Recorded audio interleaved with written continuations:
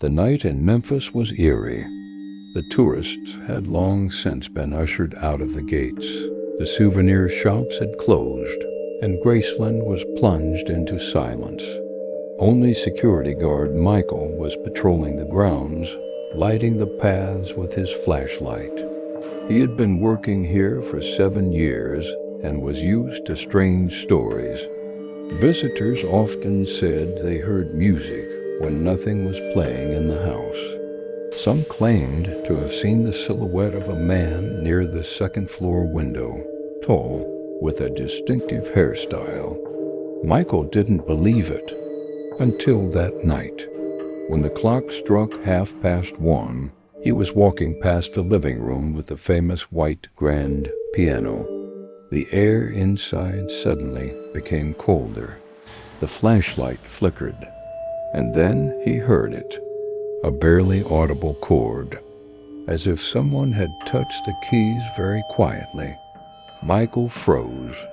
The alarm was off, no movement inside. He slowly looked up at the large window. For a moment a shadow appeared there, clear, distinct. A man's figure stood by the piano. His head was slightly bowed as if he were listening to an invisible melody. "It's impossible," Michael whispered. The shadow slowly turned toward him, and although he couldn't see the face, he had a strange feeling of recognition. It was as if the very atmosphere of the house was filled with the presence of a legend. The flashlight went out. Another chord sounded in the darkness, this time clearer, and then a quiet, almost imperceptible voice. "Thank you. Thank you very much." The lights came back on. The window was empty. The piano stood motionless. The next morning, Michael checked the surveillance cameras.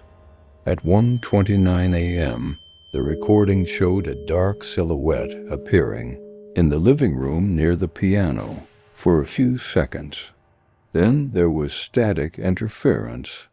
The recording disappeared from the system a few minutes later. When he told management, they advised him to keep quiet.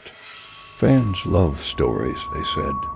But Michael knew it wasn't for the fans. Sometimes when the mansion is plunged into darkness again, the guards still hear the quiet sound of keys, and they say that if you linger by the window long enough, you can see a familiar shadow, the shadow of the king who never left his home.